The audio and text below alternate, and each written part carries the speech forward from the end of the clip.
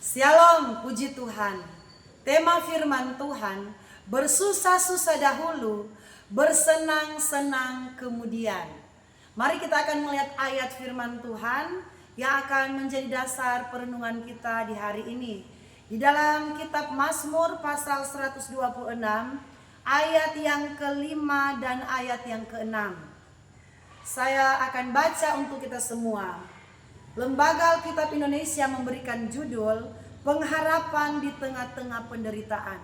Ayat 5 dan 6. Orang-orang yang menabur dengan mencucurkan air mata akan menuai dengan bersorak-sorai. Orang-orang yang berjalan maju dengan menangis sambil menabur benih pasti pulang dengan bersorak-sorai sambil membawa berkas-berkasnya. Saudara yang dikasihi dan diberkati oleh Tuhan, tema firman Tuhan yang menjadi dasar perenungan kita yaitu bersusah-susah dahulu, baru bersenang-senang kemudian.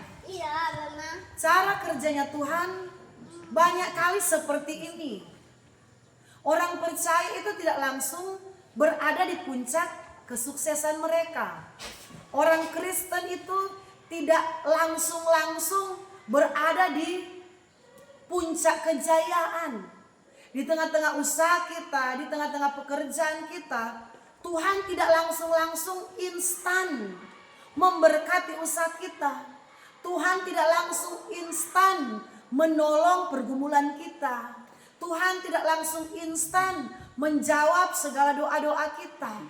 Karena saudaraku, Tuhan mau kita menjadi orang Kristen yang imannya harus benar-benar kuat dulu di dalam Tuhan. Sebelum Tuhan mencurahkan berkat-Nya yang ajaib, sebelum Tuhan mencurahkan rahmat-Nya yang besar, anugerah yang besar terjadi atas hidup kita, kita harus siap, kita harus sukacita melewati yang namanya bersusah-susah dahulu.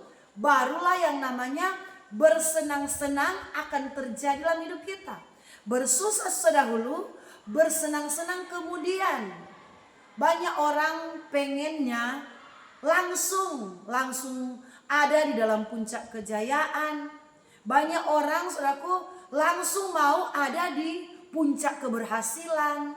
Banyak orang ingin langsung dipromosikan Tuhan. Banyak orang ingin langsung pegang uang yang besar, pegang kepercayaan yang tinggi, mendapatkan jabatan yang tinggi. Tetapi saudaraku, sebenarnya Tuhan melatih rohani kita, Tuhan melatih iman kita harus melewati yang namanya bersusah-susah dahulu. Harus melewati yang namanya proses hidup yang Tuhan izinkan, yang Tuhan luaskan terjadi atas hidup kita. Ayat firman Tuhan di dalam Mazmur 126 yang kita baca bersama tadi ayat 5 dan 6. Orang-orang yang menabur dengan mencucurkan air mata akan menuai dengan bersorak-sorai. Orang yang berjalan maju dengan menangis sambil menabur benih pasti pulang dengan bersorak-sorai sambil membawa berkas-berkasnya. Saudaraku, kekristenan kita harus siap untuk menabur dulu. Amin. Kita harus siap untuk bersusah-susah dulu. Banyak kali orang percaya belum langsung melihat berkat Tuhan karena banyak orang percaya yang belum masuk di dalam yang namanya mau menabur, mau berjerih payah di dalam Tuhan, mau bersusah-susah di dalam Tuhan. Ayat 5 jelas dikatakan, orang-orang yang menabur dengan mencucurkan air mata akan menuai dengan bersorak-sorai. Menuai ini adalah masa kejayaan. Menuai itu, saudaraku, artinya kita akan masuk di masa kesuksesan. Menuai di mana Tuhan akan bawa di satu waktu, di satu titik kita akan ada di puncak keberhasilan. Kita akan mengalami kesuksesan besar. Itu yang dimaksud dengan masa penuaian. Menuai dengan bersorak-sorai berarti keberhasilan yang besar, keberhasilan yang gilang gemilang, keberhasilan kesuksesan yang ajaib, kesuksesan yang luar biasa yang akan terjadi atas hidup orang percaya. Tetapi sebelum kesuksesan itu terjadi atas hidup kita, kita harus rela, hati kita harus siap, iman kita harus siap, pikiran hati kita harus benar-benar siap untuk masuk di yang namanya menabur.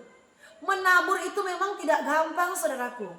Kita harus banyak menabur di hari-hari ini supaya kita di hari-hari kemudian, di hari-hari yang akan datang, kita akan mengalami yang namanya menuai.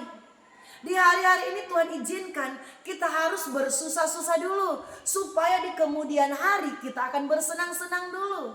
Kesenangan yang besar, kesuksesan yang besar, keberhasilan dari Tuhan itu tidak datang secara instan, tidak datang secara tiba-tiba.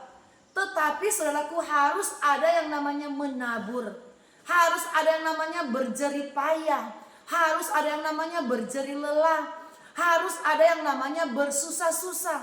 Saudaraku, kami dalam pelayanan ini sudah mau jalan 20 tahun kami melayani di Jayapura. Di dalam pengembalaan jemaat yang Tuhan percayakan. Tuhan luaskan, kami harus yang melewati yang namanya bersusah-susah dulu.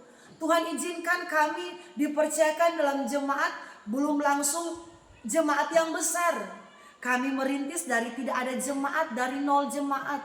Tuhan percayakan kami melayani dari yang tidak ada bangunan gereja.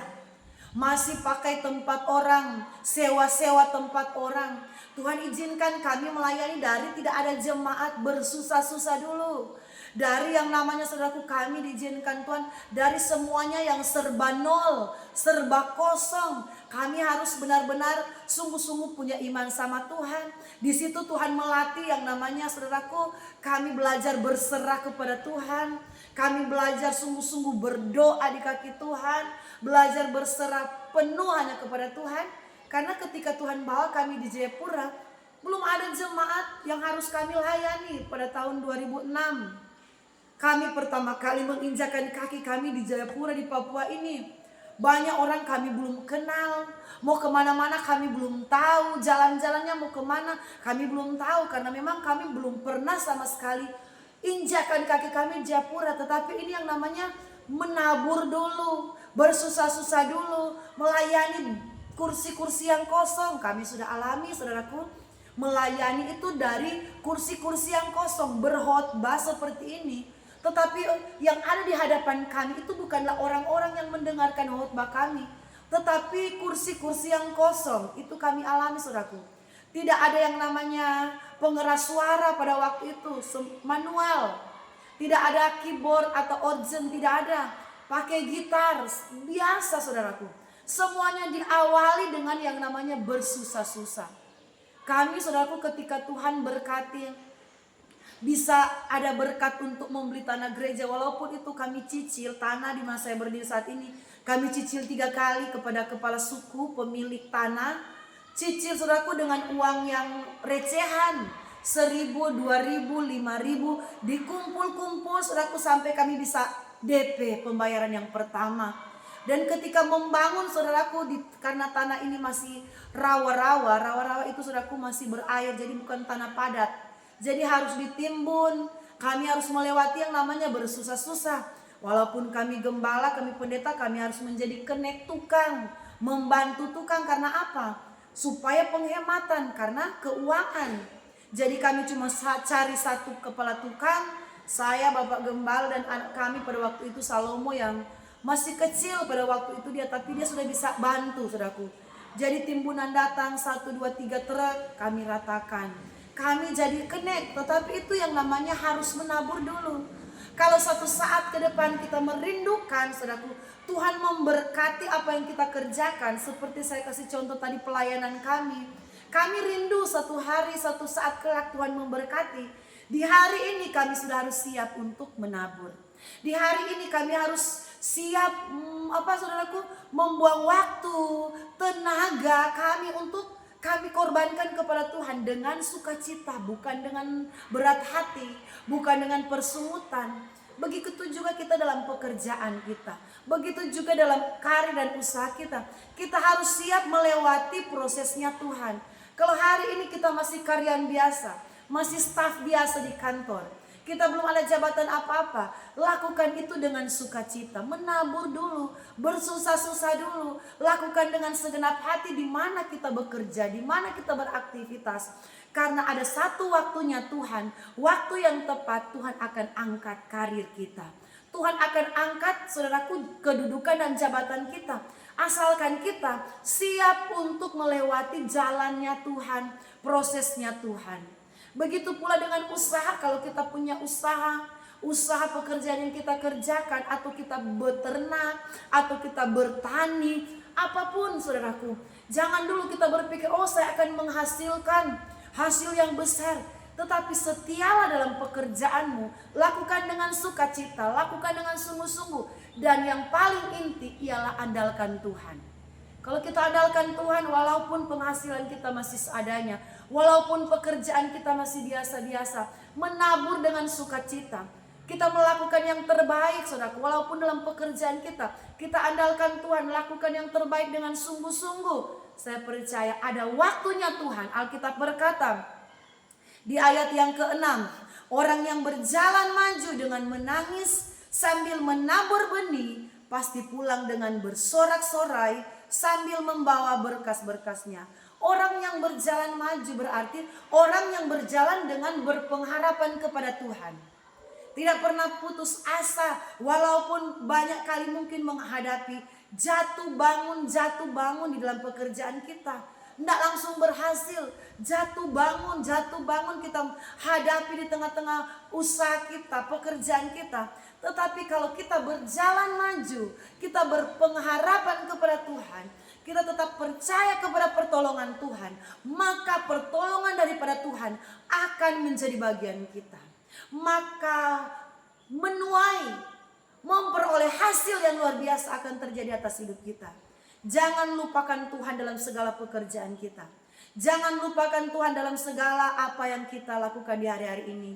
Kita yang bekerja di kantor, kita yang bekerja di ladang, di kebun, kita yang beternak, kita yang bekerja di pasar, ojek, apapun pekerjaan kita. Yang menjadi utama keberhasilan, yang menjadi utama kita akan menuai berkat yang besar, yaitu berpengharapan kepada Tuhan dan tetap berharap, beriman sungguh kepada Tuhan. Jadi mari saudaraku, kita harus siap untuk bersusah-susah dulu. Orang yang siap untuk bersusah-susah, dia akan menerima hasil yang besar di hari yang akan datang. Di waktu yang disiapkan Tuhan, waktu untuk kita menuai berkat. Asalkan kita belajar untuk menabur. Taburlah kesetiaan di mana kita bergereja, rajin beribadah, luangkan waktu selalu untuk berharap pada Tuhan, berdoa kepada Tuhan. Jangan sampai waktunya Tuhan kita ambil untuk kepentingan kita. Jangan sampai hari Minggu itu jamnya ibadah, kita sibuk dengan urusan kita. Jangan saudaraku, usahakan hari Minggu jam-jam ibadah, jam-jamnya untuk kita mencari Tuhan, benar-benar kita berikan waktu itu untuk mencari Tuhan. Supaya waktunya Tuhan kita akan menuai, waktunya Tuhan kita akan menerima hasil yang besar. Itu akan terjadi dalam hidup kita. Saya berdoa saudara sekalian yang menyaksikan khotbah ini, Tuhan memberkati. Apapun pergumulan kita, apapun pekerjaan kita, Tuhan tolong, Tuhan kuatkan iman saudara supaya tetap berpengharapan kepada Tuhan Yesus Kristus. Shalom, Tuhan Yesus memberkati.